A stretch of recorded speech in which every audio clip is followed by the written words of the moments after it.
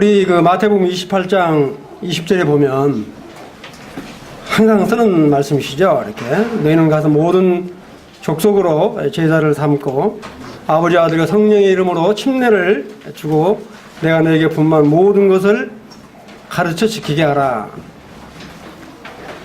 세상 끝날까지 너와 항상 함께 있으리라. 이 말씀. 그 다음에 마가복음 16장 5절에 보면 너희는 온 천하를 다니며 뭐라고 그러세요? 만민에게 복음을 전파해라. 그 다음에 이제 우리 사도행전 1장 8절에 보면 오직 성령이 너에게 임하면 그러죠. 너희가 권능을 받고 예루살렘과 온 유다와 사마리아 땅 끝까지 내 증인이 되리라. 이렇게 말씀을 하고 계신데 보이려면 이거 보이지 말고 첫 장만 딱 보이세요. 이게 사인이 지금 잘 안 맞을 것 같은데 저는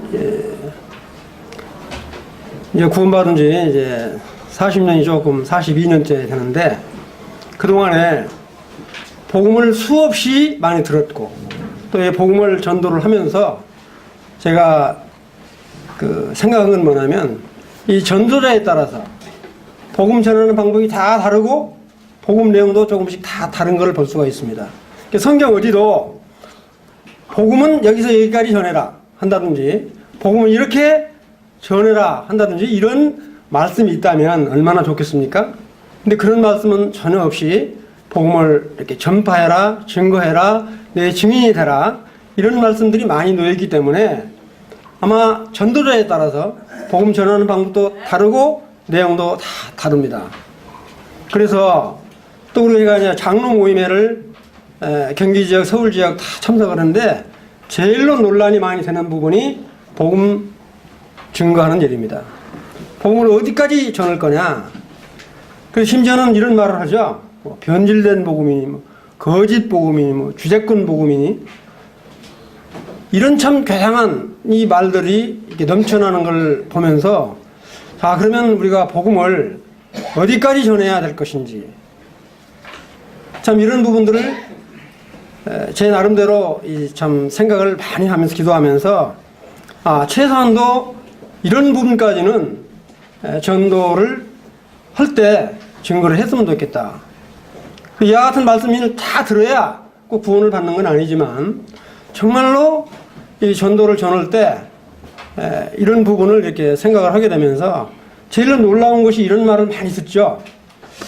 정말 저 구원받은 사람이 맞아? 정말 저 형제 구원받은 게 정말 맞아? 진짜 맞아? 이런 말씀 많이 하시죠. 대놓고 말은 모르지만 그런 안타까운 것이 사실 현실로 드러나 있습니다. 그래서 어떤 참 형제님이 청년 집회 때 말씀을 증거를 하다가 참 여기에 모인 성도들 중에서 90%, 80%는 가짜다 이런 말을 했다가 아주 곤욕을 치른 그런 사건도 있었는데 참 놀라운 건 뭐냐면 정말 복음을 전하려고 한다면 어디까지 전해야 되는 것인지 어떤 내용을 전해야 될 것인지 아마 다 생각을 안 해보신 분들이 안 계실 거라고 생각이 되어집니다. 그리고 복음 전도하는 거는 꼭 복음 전도의 은사만 가지고 있는 사람만 복음을 전할 것이냐? 저는 그렇지 않다고 봅니다. 복음 전도자, 복음을 전해야 됩니다. 복음 전도자는 정말로 배고픈 사람에게 고기를 잡아주는 것도 중요하지만 고기 잡는 방법을 가르쳐서 온 성도들이 고기를 잡을 수 있는 정말로 복음을 전가할 수 있는 그런 역할을 감당해야 된다. 저는 이렇게 말씀을 드리고 싶습니다. 정말로 사랑하는 형제자매님들 복음을 어떤 사람에게 어떻게 전해 보셨습니까? 참 복음 전하기가 쉽지 않습니다. 저는 한 가지 말씀을 드리고 싶은 게 뭐냐면 복음을 전할 때 제일로 중요한 부분이 뭐냐면 복음을 듣고자 하는 상대가 영적 상태가 어떤 상태냐 굉장히 중요하다고 봅니다. 한 장 넘겨주실래요? 네. 지금 여기다가 내가 써놨는데 제가 안 봐서 그러는데 복음 전도는 하나님의 명령이다. 그 다음에 두 번째는 복음 전도는 선택이 아니라 필수며 의무다. 제가 마지막에 이 말씀을 했는데 이 말씀 여러분들 선악과 따먹는 거 다 아담과 하와 욕하시죠? 매일 우리도 선악과를 따먹고 있는 사람들이다. 복음을 전도하지 않는 것은 선악과를 따먹는 불순종하는 것과 동일하다. 저는 그렇게 말씀 표현을 드리고 싶어요. 왜냐하면 하나님의 말씀에 거슬리는 것은 선악과를 따먹는 것도 같잖아요. 정말 우리가 알고 있는 복음을 증거하지 못한다고 한다면 정말 선악과를 따먹는 거하고 뭐가 다르냐 이거죠. 다음 장 한 장 넘겨주실래요? 네. 여기 보시면 뭘로 보여요 이게? 좀 의아하실 것 같은데 땅을 파는 도구들입니다. 땅을 파는 도구 중에서 삽이 있고 곡괭이가 있고 호미가 있고 그 다음에 포크레인, 쟁기, 그 다음에 이제 트랙터가 이렇게 있어요. 사랑하는 형제자매님들, 땅을 팔 때 아무거나도 파면 되는 게 아니잖아요. 이렇게. 아주 단단한 땅, 어떤 걸 파야 되죠? 곡괭이로 파야 돼요. 홈이라든지 삽으로는 안 파집니다. 돌자갈밭, 포크레인이나 곡괭이나 이런 것으로 파야 된다고요. 그러니까 우리 비유에도 그런 말씀이 나오잖아요. 이렇게 씨 뿌리는 비유에서 정말로 이 단단한 길가에 떨어져 있을 때는 어쩐다고 그랬죠?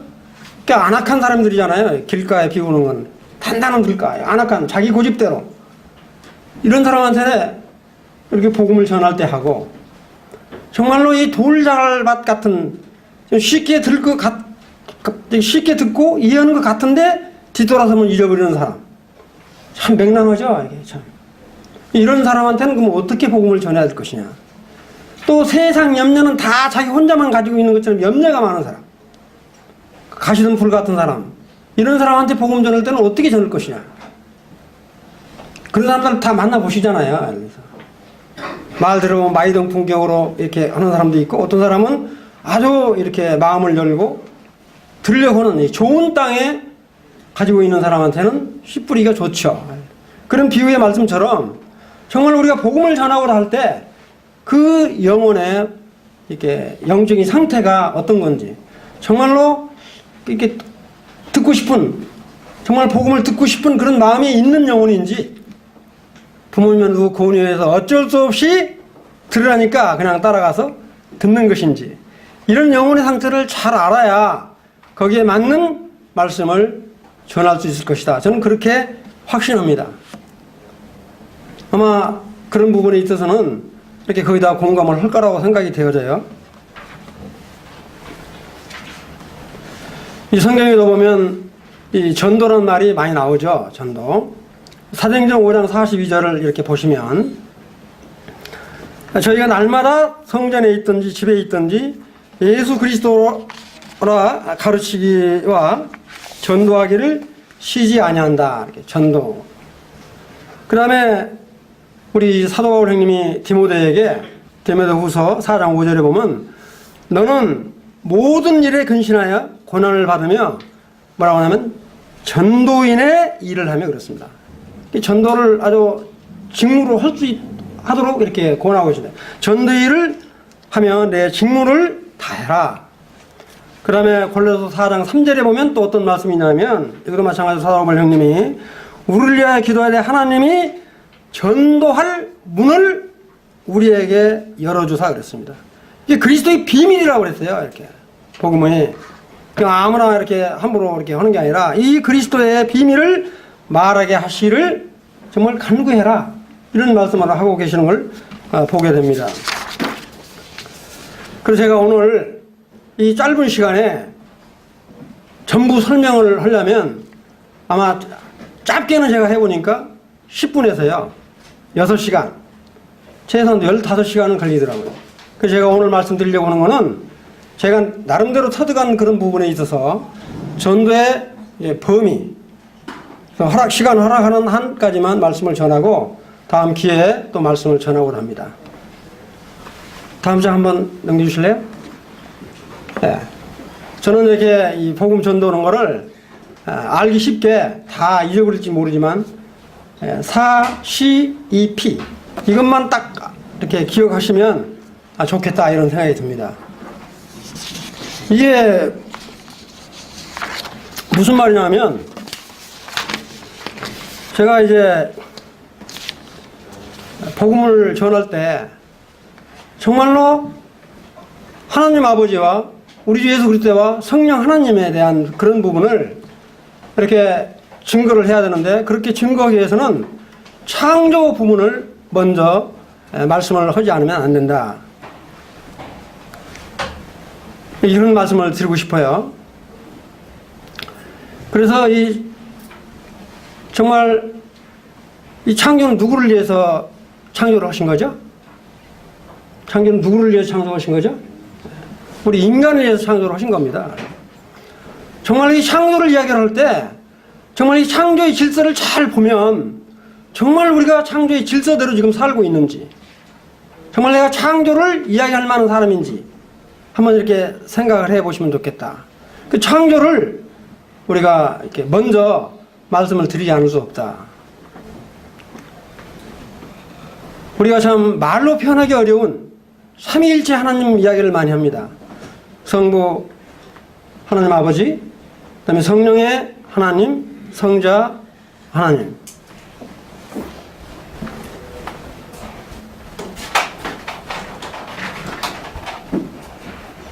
보통 우리가 이렇게 보시면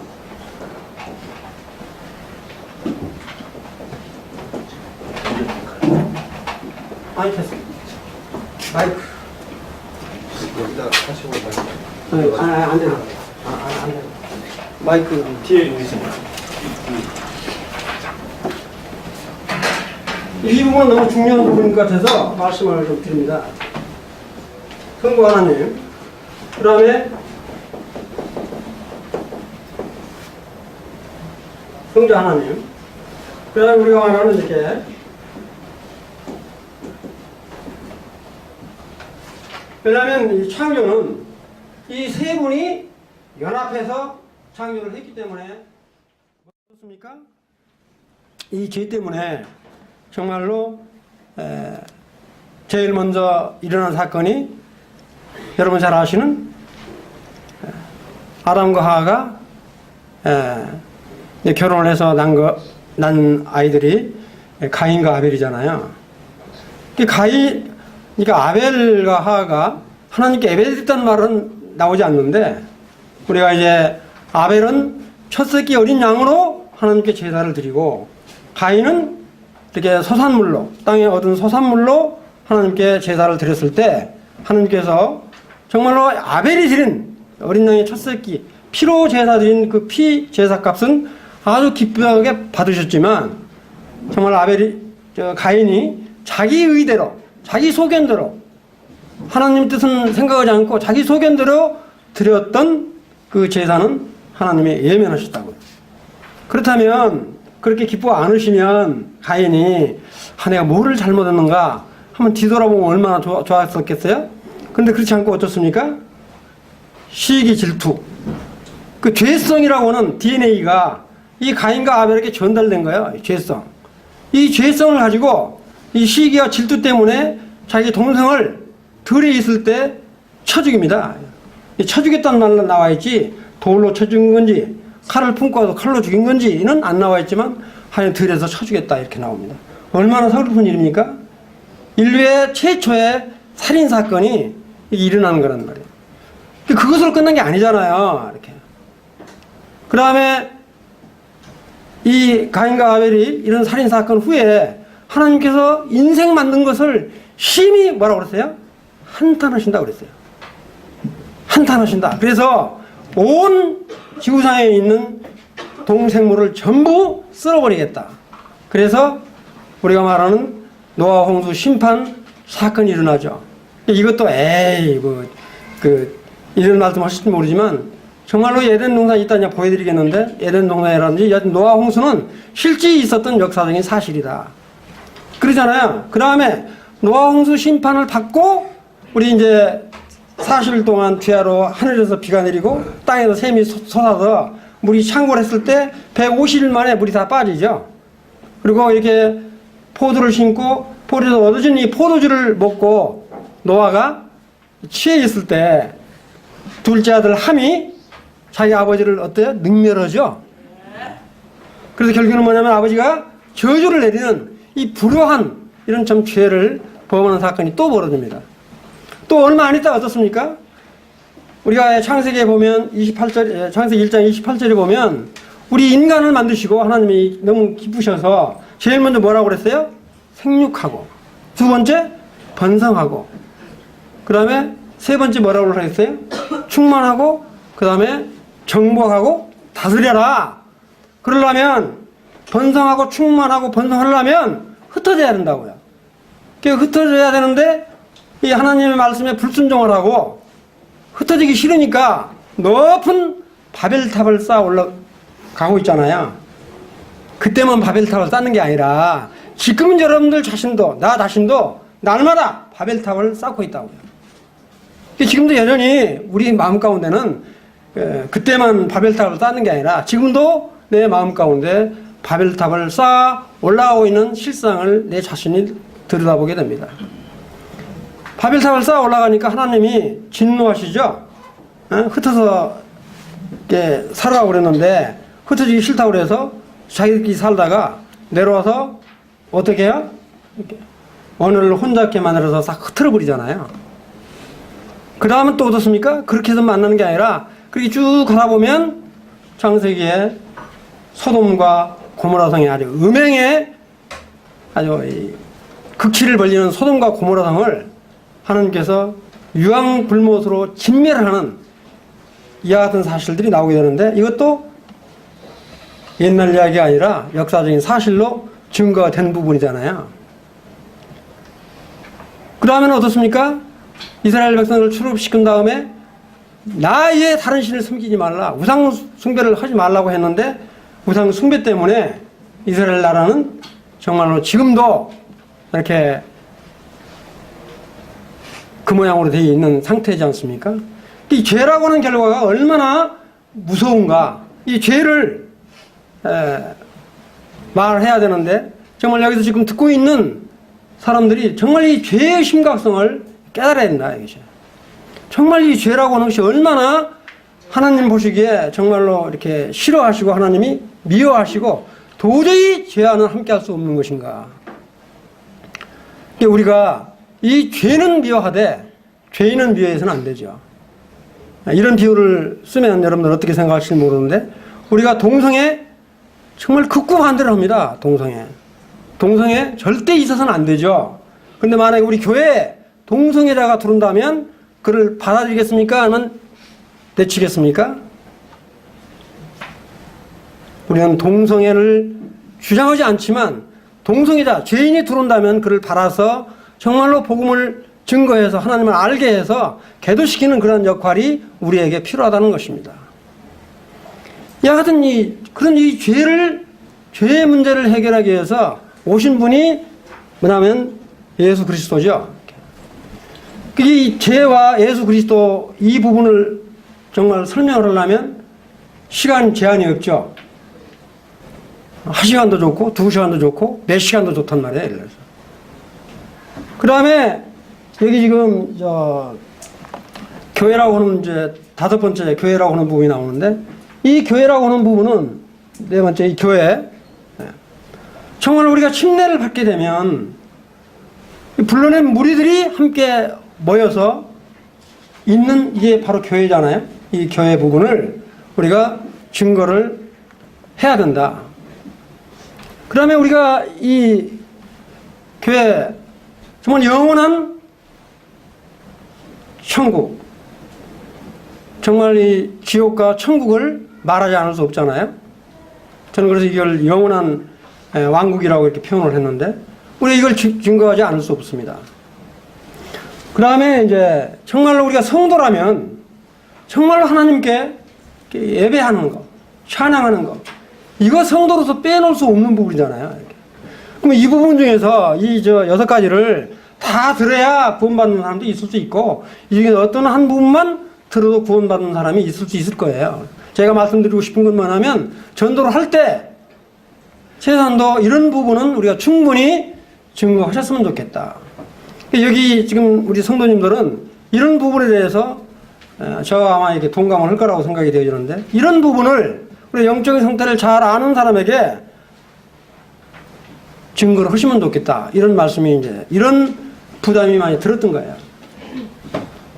어떤 사람을 만나면 어디서부터 전도를 해야 될지 이렇게 당황하는 시험들이 많고, 전도는 오직 전도하는 사람이 다 이렇게 하는 것으로 생각하는 인식들이 많이 있어서 절대 그렇지 않다. 이 전도는 정말 우리 성도 모두가 이렇게 해야 할 일이다. 이제 그와 같은 마음의 부담을 주어서 말씀을 드립니다. 정말 우리가 이 예배한다라고 하는 것도 제가 이 예배만 가지고도 설교를 하는데 보통 한두 시간 걸리더라고요. 예배의 중요성은 두말하면 이렇게 참 잔소리잖아요. 예배가 얼마나 중요한지, 예배의 마음가짐은 어떻게 해야 되는 건지, 우리 예배를 때 어떻게 해야 되는 건지, 이런 부분들을 우리가 잘 알아야 된다. 그래서 제가 참 너무 이렇게 마음이 아픈 건 뭐냐면, 정말 우리 교회에서 이렇게 성도로 이렇게 침례받고 더해진 영혼이 다 해서 한 거의 40여 명 됩니다. 근데 지금 남아있는, 이 성도로 남아있는 분이 몇 분이나 되시냐. 이런 거를 생각해 볼 때 참 너무너무 마음이 아픈 거예요. 찡하고. 정말 우리가 이 마지막 때 정말 이 참된 복음을, 정말 우리 주 예수 그리스도를 증거하는 이런 일들에 그냥 소홀해서는 안 된다. 우리가 일이 있으면 정말 내 이웃과 내 친족에게 복음을 증거해야 된다. 그 다음 장 이렇게 이제 창조에 대한 부분인데, 여기 보시면 우리가 창세기 뭐 너무 많이 들어서 잘 아시겠지만, 창세기 1장에 보면 제일 먼저 태초에 하나님이 천지를 창조한다 이렇게 쭉 나와서 마지막 절까지 쭉 나오는데, 첫째 날 우리가 잘 아시다시피 저는 여기다 지구라는 표현을 썼는데, 하늘과 지구, 그 다음에 빛과 어둠을 만드셨어요. 그건 빛 대신 하나님, 정말 빛 대신 하나님, 우리가 이 빛을, 어둠을 제일 첫째 날 이 만드셨다고. 그 다음에 저는 이 창조 질서에 대한 부분을 이렇게 묵상을 하면서 정말로 이 너무너무 정말 이렇게 귀한 부분이다. 이 둘째 날은 뭐냐면, 우리가 이 궁창 위의 물, 다시 말씀드리면 하늘 위의 물이라고 보면 구름이라든가 안개라든가 이슬이라든가 이와 같은 이 것들을 보통 우리가 궁창 위의 물이라고 할 수 있잖아요. 그 다음에 궁창 아래의 물, 정말 이 수면 위에 있는 물들. 그 다음에 이제 셋째 날, 참 셋째 날 이 보시면 보통 우리가 씨 맺는 채소, 과일나무만 셋째 날로 이야기할 때가 많이 있는데, 저는 이 둘째 날 궁창 위의 물과 궁창 아래의 물을 만드시고, 이 셋째 날 이 바다, 이 물을 물대로 가두고 이 채소 씨를 심을 수 있는 묻지라고 그랬죠. 땅을 별도로 이렇게 만드시고, 거기에 뭐를 하면 이 채소, 씨 맺는 열매, 과일나무, 이거를 이렇게 창조를 하셨다고요. 그 다음에 넷째 날은 참 첫째 날 뭘 만드셨다고 그랬죠? 빛과 어둠을 만들었다고 그랬잖아요. 근데 이 넷째 날 해와 달과 모든 행성, 그 다음에 밤과 낮, 계절, 4계절, 봄, 여름, 가을, 겨울, 그 다음에 한 해, 두 해는 햇빛 비치는 해가 아니라 한 해, 두 해 할 때 해, 이거를 다섯째 날 이렇게 만드셨다고. 그 다음에 여섯째 날은 사람만 만든 게 아니라 이 가축과 짐승과 요 파충류들, 이거를 만드셨어요. 그 다음에 사람을 만들었다고요. 근데 우리 사람하고 똑같은 날 이 동물을 만들었는데, 이 동물하고 사람하고 다른 게 뭐가 있습니까? 동물하고 사람하고 같은 거는 먹고 이렇게 그 번식하고 하는 이 욕구는 똑같아요. 근데 우리 인간에게 다른 걸 주셨는데 그게 뭡니까? 저는 그걸 말씀드리고 싶어요. 이렇게 옳고 그름을 판단할 수 있는 양심을 주신 거고요. 그래서 우리 인간은 여하튼 양심이 있고요.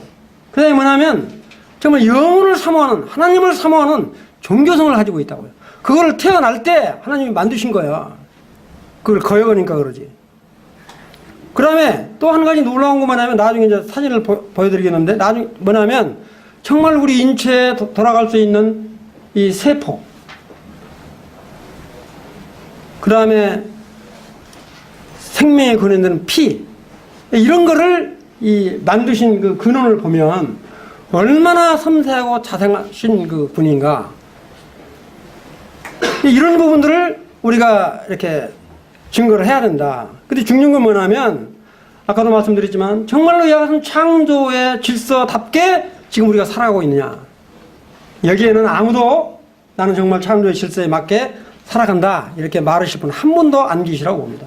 왜냐하면 빛으로 오신 우리 하나님께서 정말로 빛처럼 살아가고 그랬는데 우리가 지금 어둠을 몰아내는 빛을 내고 살아가고 있습니까? 정말 이 하나님이 만들어주신 이 빛을, 햇빛을 쪼여야 되는데 매일 쪼이고 있습니까?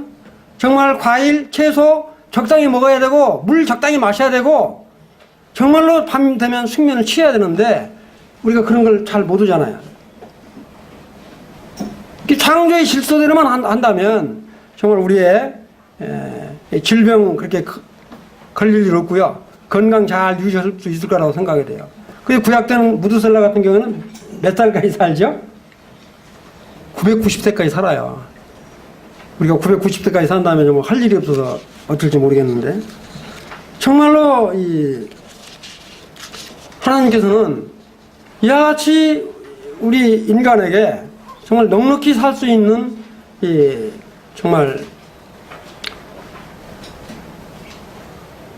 창조를 이렇게 이야기하는 이런 부분들을 정말 그 듣고 있는 구도자가 정말로 이와 같은 인식이 바꿀 수 있도록 한다고 하는 거는 제가 지금 짧은 시간에 그냥 이렇게 일사천리로 이야기를 하다 보니까 그냥 그러는데 이거를 설득시키기까지는 모르겠어요.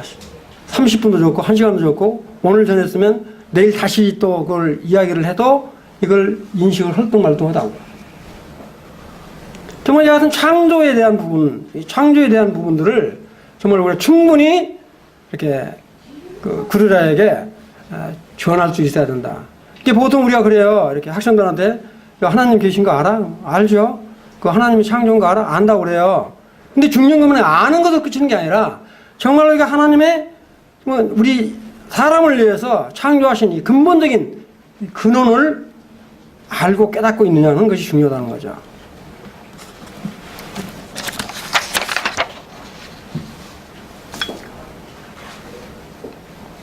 우리 이제 아까 양심이라는 부분을 말씀을 드렸는데 우리 양심이라는 부분을 제일로 많이 쓰신 분이 뭐냐면 사도 바울 형님이시에요. 보니까 다른 분들은 양심이라는 말은 거의 안 썼어요. 근데 우리 사도 바울 형님은 양심이라는 부분을 곳곳에 이렇게 쓰고 계시는데 고린도서 8장 12절에도 보면 이같이 내가 너희 형제에게 죄를 지어 그 약한 양심을 상하게 하는 것이 곧 그리스도 예수께 죄를 짓는 것이니라. 또 뭐라고 하냐면 사도행전 23장 1절에도 보면 이런 말씀을 하고 계세요. 바울이 공회를 주문하여 말하되 여러분 형제들아 이렇게 이야기를 하면서 오늘까지 내가 범사에 양심을 따라 하나님을 섬겼노라. 양심을 따라 섬겼노라. 이 양심이라고 하는 것이 얼마나 우리 인간의 바로미터가 되고 있는지. 정말 빛드신 우리 하나님 아버지, 정말 그분은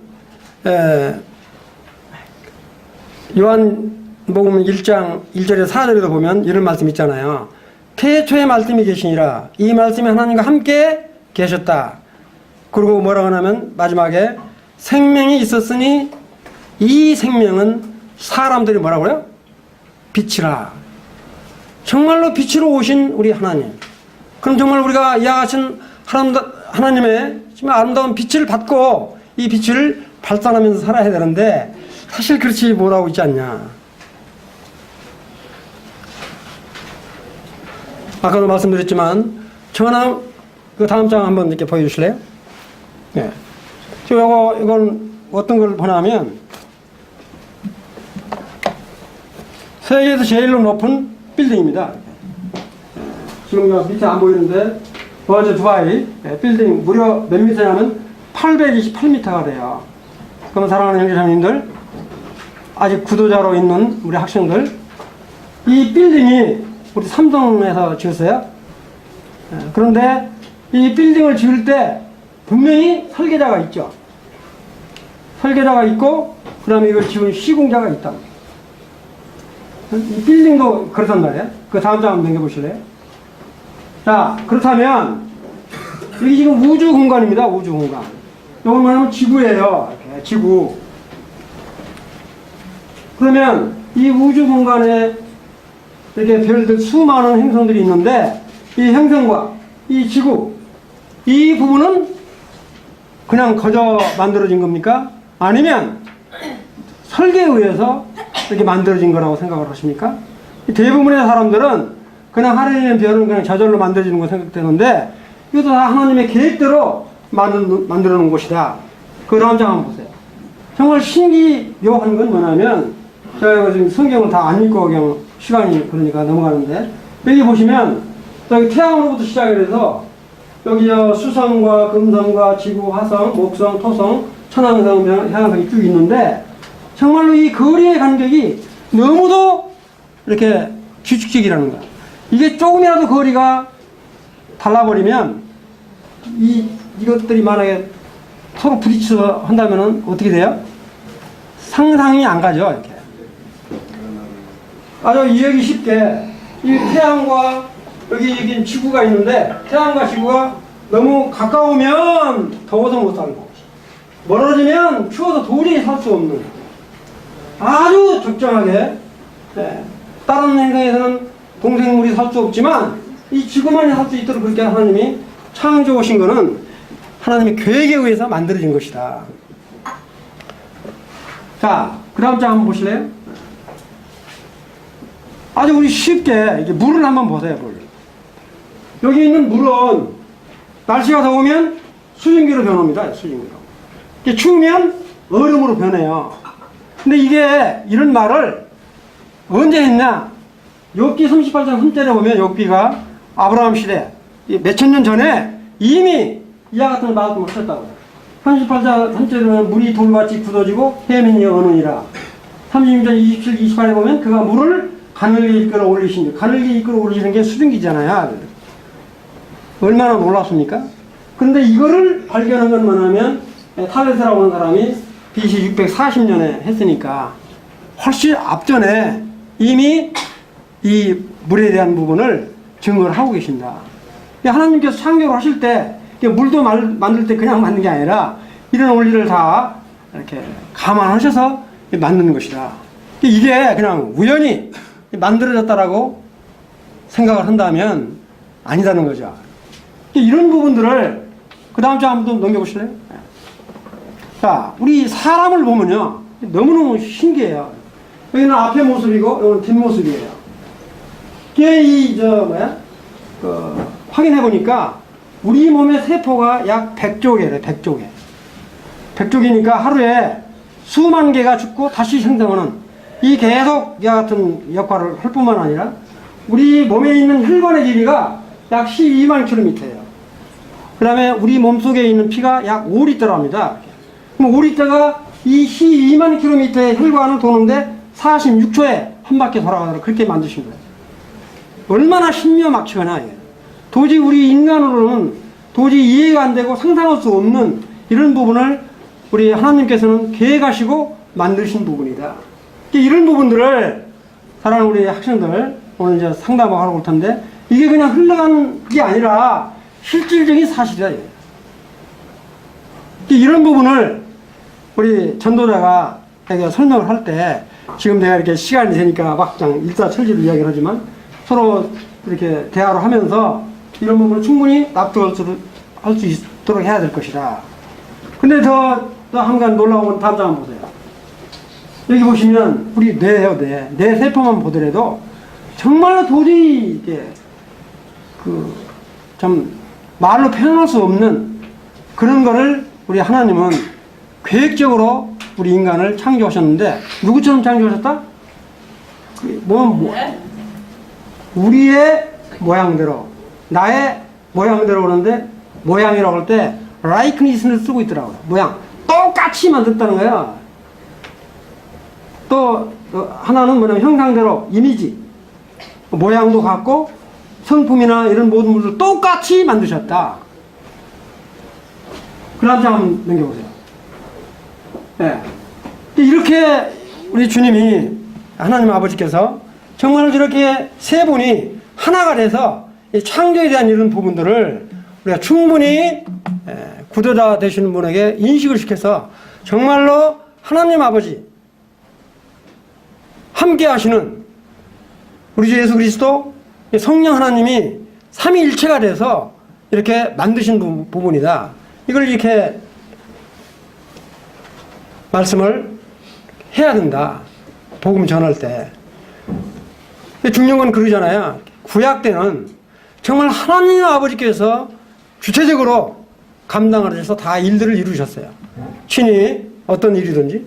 그러나 하나님 아버지께서 주체적으로 일을 하시다가 우리 인간이 타락을 하고 이렇게 했을 때 우리 인간의 죄를 위해서 오신 예수 그리스도가 왔을 때는 성자 예수 그리스도가 일을 하시다가 이제 우리 인간의 손에 의해서 십자가에 피 흘려 돌아가신 이후로 지금은 어떤 시대입니까? 성령 하나님께서 역사하는 시대라고요.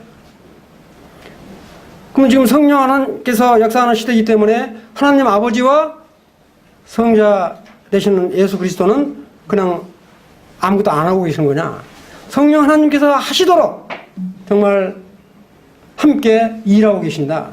이런 부분이 쉽게 이해될 수 없는 부분이지만 우리 구도자 되시는 분이 정말 이 하나님 아버지, 정말 예수 그리스도, 성령 하나님이 삼위일체 되시는 하나님이 살아계신다라고 하는 것을 충분히 이해되지 않으면 그 다음으로 넘어갈 수가 없다 이거죠. 제가 좀 여기 참고로 말씀드리면 제가 복음을 많이 들어봤지만 전도 오시는 분마다 다 달라요.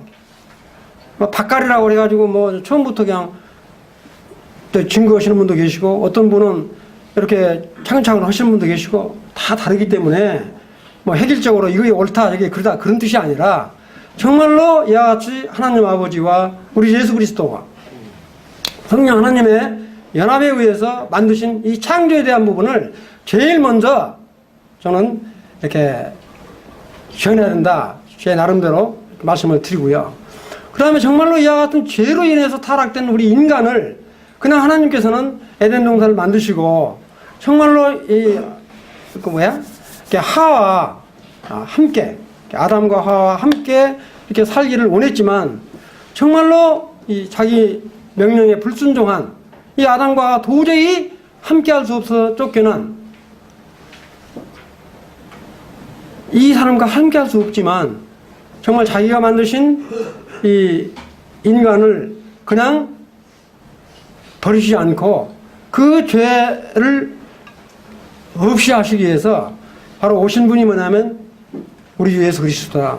근데 우리 주 예수 그리스도에 대한 이 부분을 설명하는 데는 뭐 1시간도 좋고 2시간도 좋고 뭐 그러잖아요. 이 성경 전체가 우리 주 예수 그리스도를 증거하는 부분이기 때문에 제가 이제 시간이 이제 뭐 다 돼서 길게는 말씀드릴 수 없는데 우선 여기에 나와 있는 부분만 제가 설명을 드리도록 할게요. 여기 보시면 정말 우리 주 예수 그리스도 죄,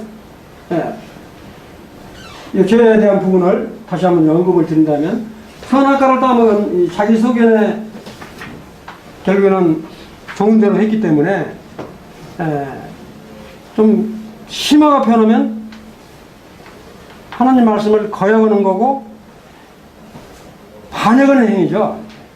하나님과 동등되고 싶다고 하는 그 같은 뱀이 이렇게 유혹을 하니까 그러잖아요. 하나님과 같이 된다고 그러잖아요. 그 말을 듣고 선악과를 따먹어요. 하나님과 동등지에 쓰고 싶은 그런 마음. 이건 뭐냐면 그렇기 때문에 하나님과 도저히 함께할 수 없는 이게 바로 뭡니까? 원죄라고 그러죠. 이렇게 근원적인 개. 아까도 말씀드렸지만 이 가인과 아벨에게도 이와 같은 죄성을 가지고 있는 이게 유전돼서 태어난 거라고 아까 말씀드렸잖아요. 이 죄의 결과는 아까도 말씀드린 이와 같이 가인, 아벨 살인사건, 노아 홍수, 함해, 불효, 그 다음에 바벨탑 사건, 언어혼잡, 소돔과 고모라성, 우상숭배, 예수님 십자가에 못 박힌 것.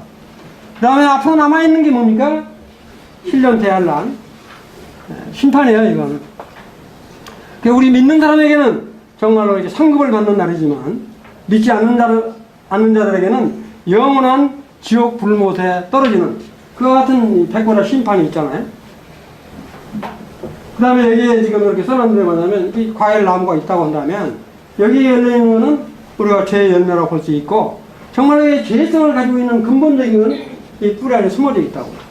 그러면 우리가 구원을 받았지만, 우리 안에 있는 이 죄성, 아담과 하와로부터 받아있는 이 죄성 자체는 아무리 여러분들이 열심히 노력을 하고 뭐 해도 이 죄성 자체는 절대 없어지지 않는다. 그러면 어떻게 할 거냐? 이 죄의 문제를. 정말 이 죄의 문제, 그래서, 로마서 14에 보면, 돌감람나무에다가 참감람나무 접붙이는 그런 비유가 나오게 되는데, 정말로 우리를 죄에서 속하신 이 접붙이가 나오는데, 그건 이제 이따 말씀드리기로 하고. 저 같은 참, 죄의 열매 값이 어떤 것들이냐면, 한번 다음 장 넘겨보세요. 아까 제가 말씀드렸지만 실제 에덴 동산이 정말 뭐 옛날 이야기로 생각하지 마시고요. 이건 실제 지금 이 메소포타미아에 있는 에덴 동산이 있는 것이 실증적으로 이렇게 나타난 거고요. 이 지금 에덴 동산은 어디냐면 여기 이란, 이란과 접경지역이라고 볼 수 있어요. 바로 그 밑에가 사우디아라비아고 요새 좀 시내산이 시나이 반도에 있는 것으로 생각되지만 시나이 반도가 아니라 이 사우디에 있다라고 하는 것이 지금 실질적으로 이렇게 입증이 된 그런 것들이 인터넷에 많이 돌고 있는데 제가 그걸 쭉 들어보니까 그게 맞는 것 같아요. 정말 이 에덴 동산에서 아담과 하와가 하나님과 함께 이렇게 사시기를 원했지만 결국에는 먹지 말라라는 선악과를 따먹으로 말하면 추방을 당한 사건이 그 다음 장 한번 보실래요? 이 죄의 실상이라고. 선악을 알게 하는 나무를 이제 따먹고 쫓겨나는 이 모습이 지금 나오게 됩니다. 이렇게. 쫓겨나요. 너무 서글픈 이야기잖아요. 이렇게. 그 다음 장 한번 넘겨보실래요? 아까도 말씀드렸지만 이 아벨은 이처럼 이 양을 잡아서 첫 새끼로 하나님께 제사를 드리지만 이 가인은 첫 소산물, 땅에 나는 소산물로 하나님께 이렇게 예배를 드리는 모습이 나온다고. 하나님은 이거를 기뻐하시지 않았죠. 결국에는 뭐냐면 이렇게 살인 사건이 나는 참 이런 그 다음 장. 그 다음에 아까 이제 노아 홍수 말을 했는데 이 노아 홍수도 실제 그 다음 장 한번 넘겨보세요. 이 노아 홍수가 나고 실제 지금 현재 터키 아라라산의 산 몰랭이에 이 방주 실제 노아가 지었던 방주가 여기에 꽂혀 있는 거 이미 그건 다 뭐 신문에 다 나오고 역사적인 사실로 드러났기 때문에 이 실제 있었다는 거예요.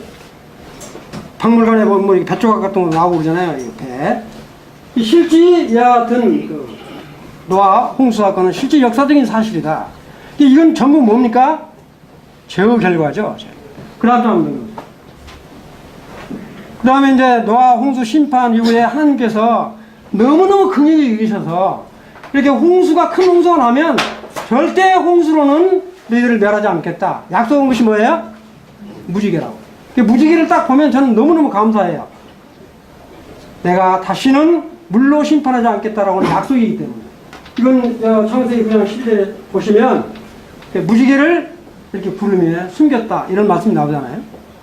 그 다음 장 한개. 그 다음에 아까도 말씀드렸지만 정말로 흩어져서 생육하고 번성하고 충만하라고 그랬는데 높은 바벨탑을 올라가다가 하나님이 내려오셔서 그냥 흐트러버렸다고요. 그 흐트러버린 결과가 어떻습니까? 그 다음 장 한번 보세요. 본래는 아담과 하와의 얼굴은 하나인데 지금 이 얼굴의 모습이 얼마나 다릅니까 이게? 얼굴이 얼마나 다른 사람들 많아요? 전부 언어가 다 다르다고요. 지금 우리 저 세계의 언어가 약 한 300종이 돼요. 300종. 이렇게 언어를 혼잡게 만드는 건 뭡니까? 이 실제 하나님께서 우리 인간이 이렇게 죄로 말미암아 자기 말을 안 들으니까 이렇게 흩어서 이렇게 만드신 거다. 이와 같은 결과에 대한 부분을 우리 구도자 되시는 분이 이건 이렇게 성경에 나오는 거고 그냥 그럼 나하고는 어떤 관계가 있냐? 나는 얼마나 큰 죄인이냐 하는 거를 인식할 수 있도록 해야 된다는 거예요. 그 다음에 한번 넘겨보세요. 자, 여기 보시면, 자, 여기 보면, sin이 나오고, sins가 나오는데, cry이 나오는데, 여기 나와 있는 지금 sin은 내가 지금 봐요. 하나님 말씀에 불순종하는 반역, 하나님 위치에 있고자 하는, 이건 바로 원죄라고 내가 표현을 했는데, 이와 같은 죄가, 지금 여기 나오는 것들은 이렇게 쭉 다 써놨어요. 성경에 있는 거 다 찾아보니까, 한 30개가 되더라고요. 성경에 나와 있는 죄를 다 찾아보니까, 한 30개가 돼요. 그런데 놀라운 건 우리나라도 그러잖아요. 간통하는 거는 옛날에는 죄였는데 지금 간통하는 건 죄가 아니에요. 그래서 이쪽으로 빼놨어요. 내가. 이 같은 게 뭐냐? 그냥 종교적인 죄, 도덕적인 죄. 죄가 약 한 30개 된다고. 이건 죄가 아닙니까? 거짓말하는 거, 음란하는 거, 간음하는 거, 음탕하는 거, 탐욕.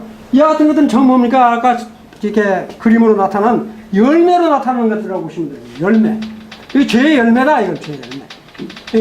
죄의 열매로 나타나는 것들이 불순종이라든가, 음란이라든가, 간음이라든가, 음탕이라든가, 탐욕이라든가, 이와 같은 것들이다. 시간이 없으니까 그림을 한 그리 했는데, 네, 그런 거다. 그 다음에, 우리가 보통 이 크라임, 법률적인 죄. 어떤 것들이냐? 도둑질하는 거, 그 다음에 살인하는 거, 사기치는 거, 폭력, 폭행, 분쟁, 이런 것들은 전부 뭡니까? 이렇게 법률적인 죄라고. 이게 약간 5개가 돼요. 그러면 죄가 다 해서 35개만 있냐? 그게 아니라 성경이 비유적으로 이와 같은 말씀을 하고 있는 것을 우리가 깨닫고 정말로 우리 구도자 되시는 분이 정말 나는 어떠한 죄인인가 하는 것을 심각하게 깨달아야 된다는 거예요. 내가 말씀드립니다. 그냥 이렇게 성경에 나와 있는 게 죄가 이런 죄가 있다.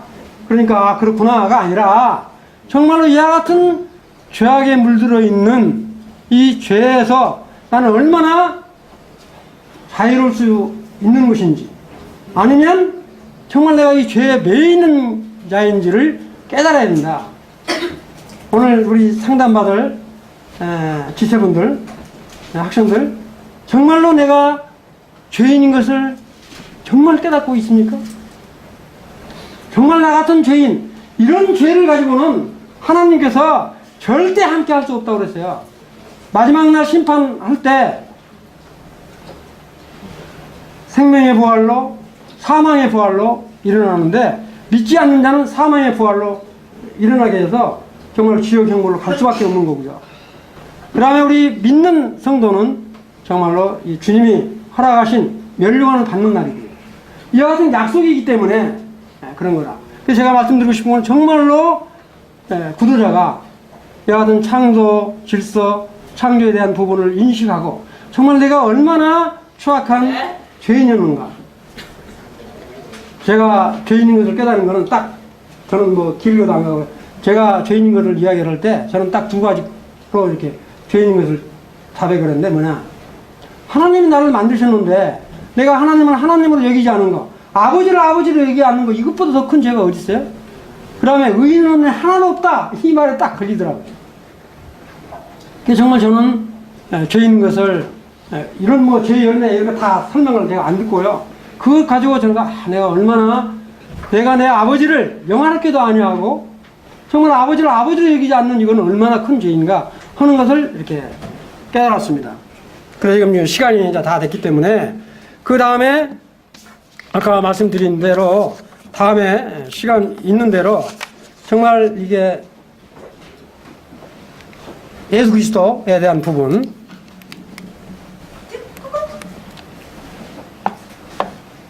그 다음에 예수 그리스도에 대한 부분은 아까도 말씀드렸지만 상당히 이제 긴 시간이 필요할 거라고 생각이 되고요. 그 다음에 정말 이 교회라고 하는 부분이 얼마나 중요한지 그 다음에 영원한 안구 정말 이 천국과 이 지옥 그 다음에 정말 우리 그리스도인으로서 살아야 될 예배, 찬양 이런 부분은 시간 있는 대로 말씀을 드리도록 그렇게 할게요. 오늘 이제 이제 상담을 하고 연대기 이제 성경 공부를 다시 한번 이제 할 텐데, 정말로 저는 우리 사랑하는 지체들이 정말 모두가 복음을 전하는 그런 전도자들이 되었으면 좋겠다. 그래서 다른 건 다 잊어버리더라도 이게 포시, EP 이 부분만 좀 기억하시면 좋겠다. 꼭 다 이 6가지를 다 들어야 구원받는 건 아니지만 복음을 전할 때 충분히 인식을 하고 정말 구원에 이르도록 하면 좋겠다. 이런 소원이 있어서 말씀을 증거를 했습니다. 이상으로 마치고 기도하고 마치겠습니다. 하나님 아버지 감사합니다. 참 이 복음 전도는 우리 하나님의 명령이고 참 의무인 것들을, 저희들의 의무인 것들을 참 말씀을 증거하게 하신 것 진실로 감사를 드립니다. 참 주님은 너희는 온 천하를 다니며 만민에게 복음을 전파라 말씀을 하셨고, 참 성령이 너희에게 임하면 너희가 권능을 받고 예루살렘과 온 유대와 사마리아와 땅 끝까지 이르러 내 증인이 되리라고 말씀을 하셨사온데, 참 이와 같이 우리 주님의 증인되는 삶을 살기를 소원합니다. 성령님께서 그렇게 역사하시고 이 주님이 세우신 이 교회 가운데 이와 같은 복음 전도가 차고 넘치기를 원합니다. 오늘 함께 하신 주께 감사를 드립니다.